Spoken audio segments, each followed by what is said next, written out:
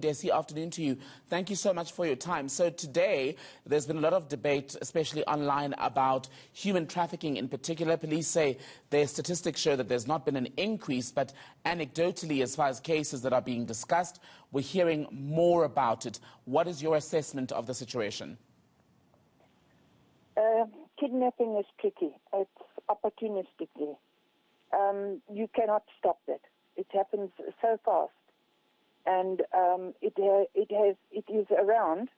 I wouldn't say that it's that it's out of hand, but it is around. It is around. You do have incidences where in different places where a child might be taken, whatever for family fighting or whatever the case may be.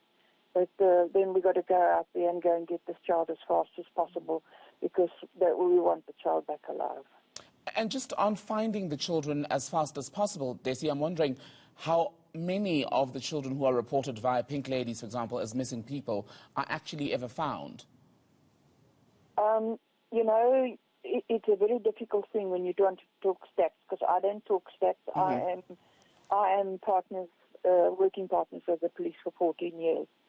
I'm not allowed to talk about ongoing investigations.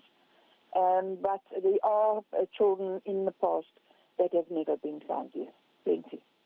And how much is known, Desi, then, from not stats per se, but when people are indeed kidnapped or trafficked, about destinations, where are they taken, what usually happens to them? It's all. There's a lot of cartels out there that are moving children around. From our very first days when we started, we said, we really said enough is enough. We were the first ones to bring that out. But we decided that we were going to work with the police, inside the police, help the IOs to be able to find the people, and then also help the public at the same time to come in and report and don't have to wait 24 hours and all those sort of things. But, no two cases are the same. There's different circumstances all the time.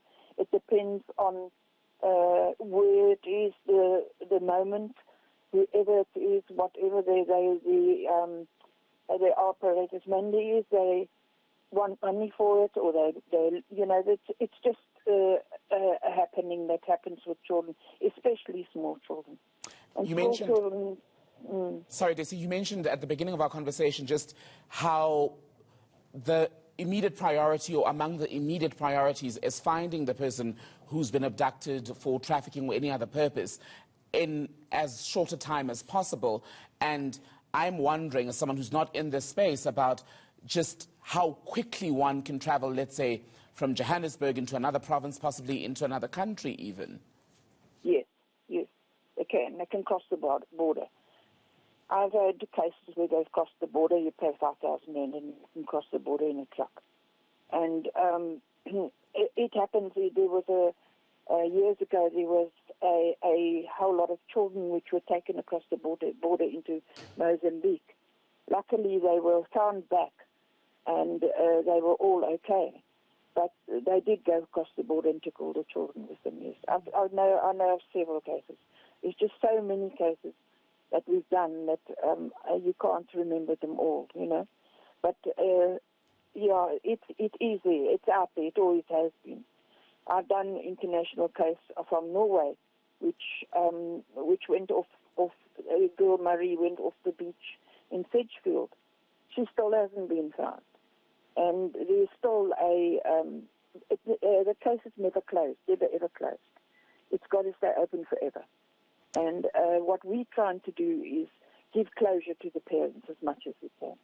Typically then, Desi, forgive me again for interrupting you there. I suspect there's a bit of a delay on my line to you. But when these young people are taken, typically what are they taken to do, be it in other parts of South Africa or elsewhere in the world? Well, if they're going outside in the world, they can be taken into camps and things like that and be sex slaves. It could be anything.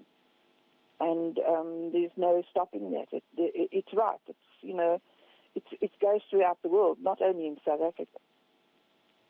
Right, Desi Reshnas, thank you so much for speaking to us. Desi is with the Pink Ladies organization.